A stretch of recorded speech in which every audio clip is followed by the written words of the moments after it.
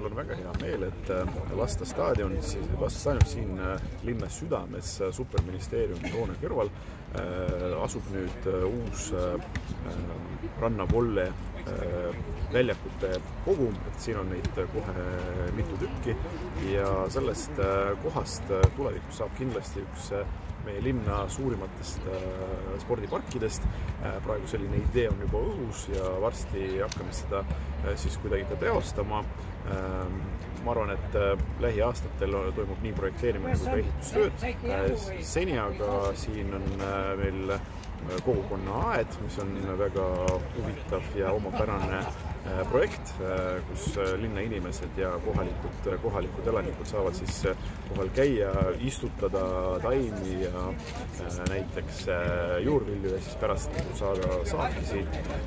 ja lihtsalt nagu mõnusalt aega veeta, pluss spordiinimesed saavad siit mängida nagu erinevaid mänge, eelkõige siis rannavollet, mis on Eestis tegelikult jätkuvalt populaarne ja ma arvan, et iga selline uus väljak, uus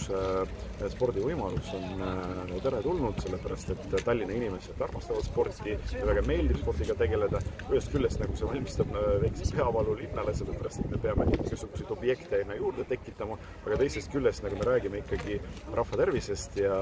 see on hindamatu asi, nii et loomulikult on mul hea meel, et veel üks spordivõimalus on siia Tallinna kesklinna tekkinud.